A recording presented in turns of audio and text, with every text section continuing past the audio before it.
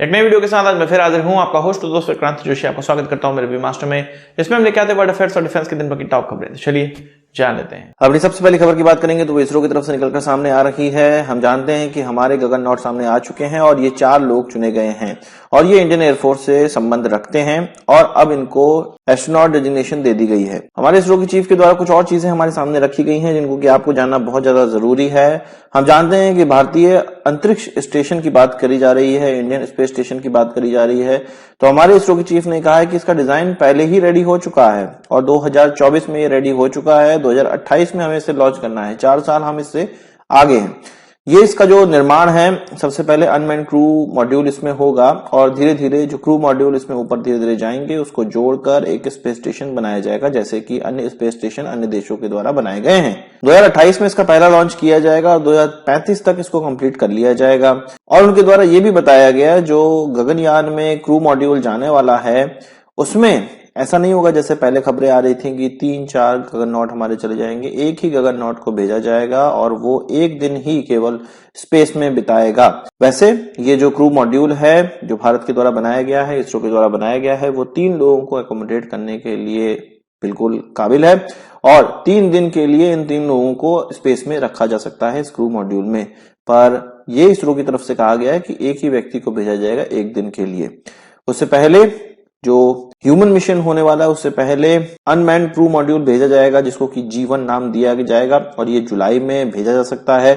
इसके बाद G2 भेजा जाएगा जो कि इस साल के अंत में भेजा जा सकता है। इसके बाद G3 भेजा जाएगा जो कि मिड 2025 में भेजा जाएगा। उसके बाद H1 भेजा जाएगा जो कि ह्यूमन मिशन होगा और ये फिर 2025 में ही कोई डेट निकाली जाएगी उसमें भेजा जाएगा। और ये 3 G1, G2 और G3 के बाद ही पॉसिबल है कि H1 भेजा जाए, यानी पूरी सावधानी से हमारे एक गगननॉट को अंतरिक्ष में भेजा जाएगा। तो ये ढेर सारी नई अपडेट निकलकर सामने आई है। इसके अलावा बात कर लेते हैं MS-60R हेलीकॉप्टर्स की, जो कि एंटी सबमरीन वॉरफेयर हेलीकॉप्टर्स कहलाते हैं। इनको हम अमेरिका से खरीद रहे हैं एंटी सबमरीन वॉरफेयर के लिए और इस तरह के जो हेलीकॉप्टर्स हैं एंटी सबमरीन वॉरफेयर से लैस या उन हथियारों से लैस, ये अपने आप में एक सबसे उन्नत हेलीकॉप्टर है।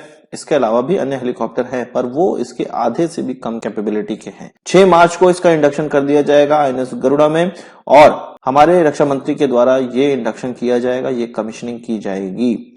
यानी कि इन हेलीकॉप्टर्स को हम अब इंडियन नेवी में इस्तेमाल करना स्टार्ट कर देंगे।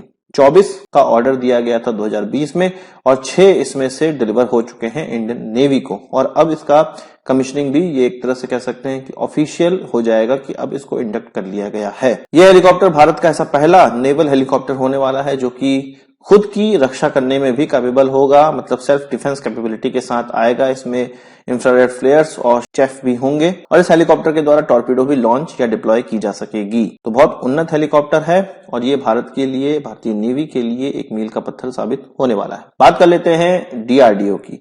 DRDO के द्वारा आज ये खबर आई कि 28 और 29 फरवरी 2024 को very short range air defence system को टेस्ट किया गया है और इसमें फ्लाइट टेस्ट देखा गया और एक अनमैन्ड एरियल व्हीकल को इसके द्वारा नष्ट करने का प्रयास किया गया। ये जो टेस्ट है, ट्रायल है, वो integrated test range Chandipur Orissa में किया गया और यहाँ पर मतलब इस उड़ान को देखने के लिए DRDO के जो लोग थे, इंडस्ट्री पार्टनर्स थे, साथ ही साथ इंडियन आर्मी के जो लोग थे, उनके द्वारा ये चीज विटनेस करी गई है। इसके अलावा बात कर लेते हैं ब्रह्मोस की।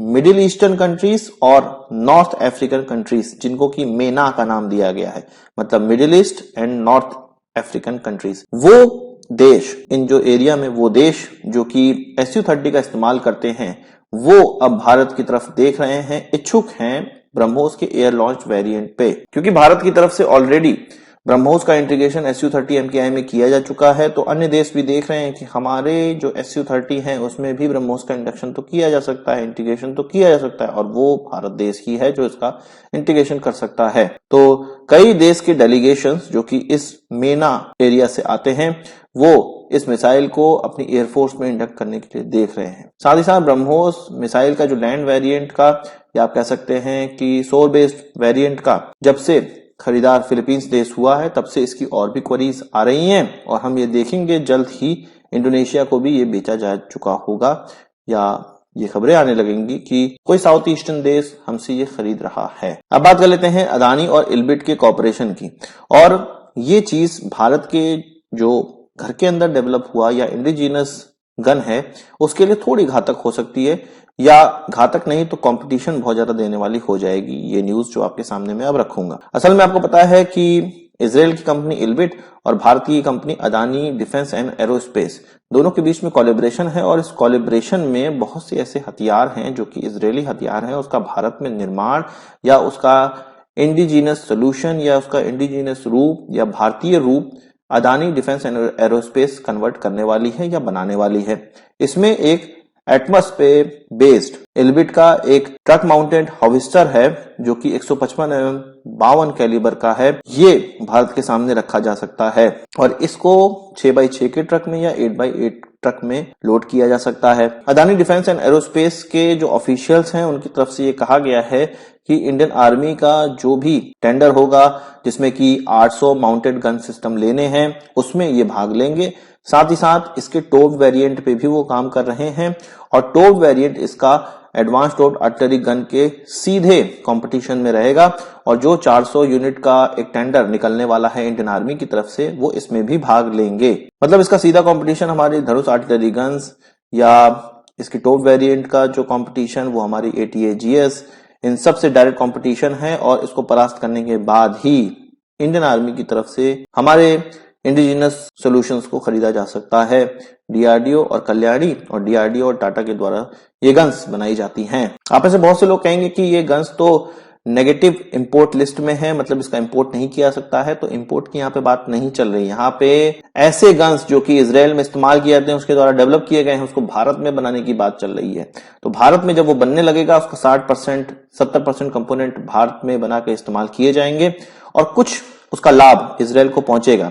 तो एक तरह से हम कह सकते हैं कि इसका लाइसेंस प्रोडक्शन भारत के अंदर होगा, कुछ लाभ इजराइल को भी पहुंचेगा और कुछ लाभ भारत को तो होगा ही, क्योंकि ये भारत के अंदर ही बनाया जा रहा होगा। अब बात कर लेते हैं यूएस के ऐसे सैंक्शंस की जो कि रशिया पे लगाया गया है।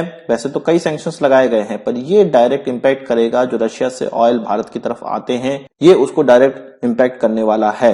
असल में एक कंपनी है जो कि रशियन कंपनी है और ये ऑयल टैंकर कंपनी है जो कि ट्रांसपोर्ट करती है। इसका नाम सोकोम फ्लोट है और इसके कुछ 14 क्रूड ऑयल टैंकर पे यूएस ने सैंक्शंस लगाया हुआ है, और उसका ये कहना है, यूएस का ये कहना है कि G7 देशों की जो प्राइस कैपिंग है जो कि रशियन ऑयल पे लगाई गई है वो कुछ $60 की शायद है, उससे ज्यादा रेट पर ये कंपनी अपने टैंकर से दूसरे देशों को तेल बेच रही है, इसलिए इन सभी को फ्रीज किया जाएगा या इनको नहीं बेचने दिया जाएगा, या इस टैंकर कंपनी को ये ऑयल का ट्रांसपोर्टेशन करने नहीं दिया जाएगा।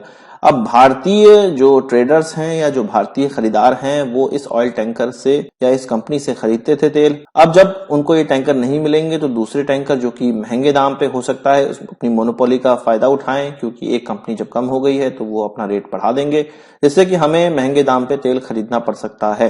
और जब तेल का दाम महंगा हो जाएगा तो फिर हम रशिया से ही क्यों खरीदेंगे, हमें जहां से सस्ता पड़ेगा हम वहां से खरीदेंगे। इसलिए ये भारत के सामने प्रॉब्लम आ सकती है कि रशियन तेल जो कि हम डिस्काउंटेड रेट या मार्केट से कम रेट पे खरीद पा रहे थे, सस्ता खरीद पा रहे थे, वो खरीदना अब आगे चल के थोड़ा मुश्किल होने लगेगा। देखते हैं इसका भारत क्या सोल्यूशन निकालता है। आपका कुछ इससे रिलेटेड कमेंट है तो कमेंट बॉक्स में जरूर बताइएगा। आज की इस वीडियो के लिए बस इतना ही। आशा करता हूँ वीडियो पसंद आएगा। आप इसको एक बार हमसे जरूर देंगे। इस वीडियो संबंधी सवाल सुझाव हो कमेंट बॉक्स में जरूर लाइएगा, और यदि आपने हमारा चैनल सब्सक्राइब नहीं किया उसे भी कर लीजिए, क्योंकि हम इस प्रकार की वीडियो लाते रहते हैं। नमस्कार, थैंक यू, जय हिंद।